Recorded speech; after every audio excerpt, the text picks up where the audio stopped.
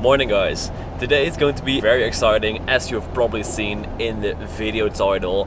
We're going to take out the 2J and probably, not sure yet, but drop it back in, but then with a BMW gearbox. But this morning I already drove 2.5 hours to pick up a huge belt sander which I bought brand spanking new. We're going to finish up the Stadia, then drop it off at DP Engineering. It's a tuning company, they are going to map it, and then we're going to rip out the 2J.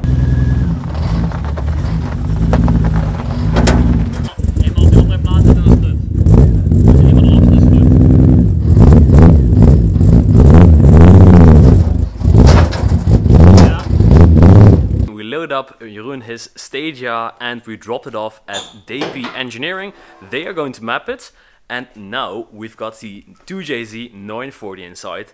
And why? Yes, you've seen the video title. Let's take a look at the parts we're going to install. Over here in the back I got the BMW GS6-53DZ, or in short it's a BMW E60-53 diesel gearbox.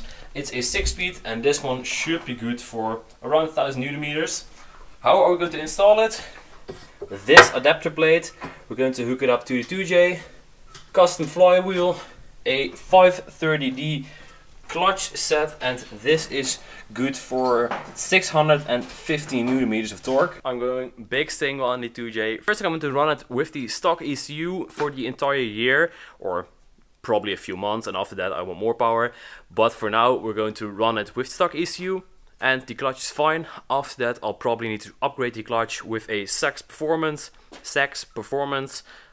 Yeah, that sounds pretty bad, but a SAX Performance clutch, and those are good up to 850 or 1000 Newton meters.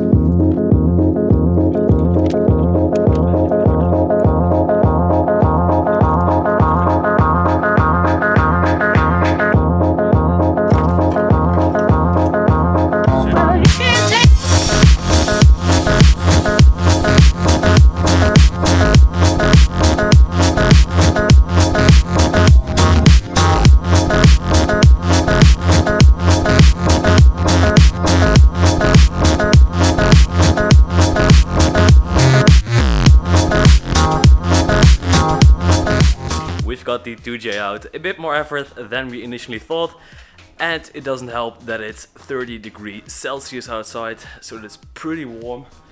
Now we're going to remove the automatic gearbox finally, and we're going to throw it away. Or no, I'm going to try to sell it, but I don't think anyone would be crazy enough to buy an automatic for a 2J, but who knows.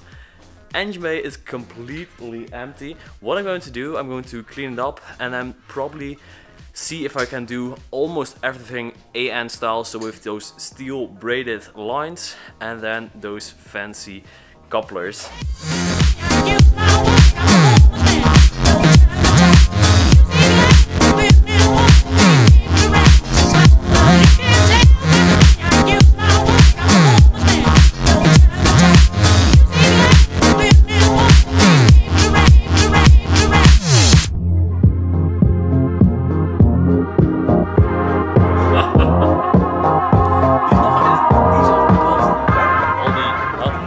All the nuts are off, so now you can take this, and it's freaking heavy, so we're probably saving a lot of weight by taking this off.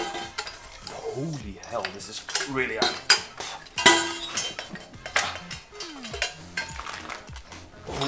I think this easily weighs like, no, I think 30 kilos. Is pretty heavy. Here, this thing. It's an absolute mess, those twin turbos. Time for a Holset HX40 Super to produce some nice sounds and a lot of horsepower. The first goal is to get around 450 horsepower on the stock ECU. Motion Auto TV did the exact same thing, a log manifold, stock ECU, big turbo, runs great. And once I'm going like 600 or 700 horsepower at the end of this year, then I'll make an equal length manifold, probably out of stainless because it looks a bit better. With the log manifold, the turbo sits way too much out from the engine, which I absolutely don't like. So I decided to spend a bit more time, and now we're going to fabricate a thick-walled steel equal length manifold.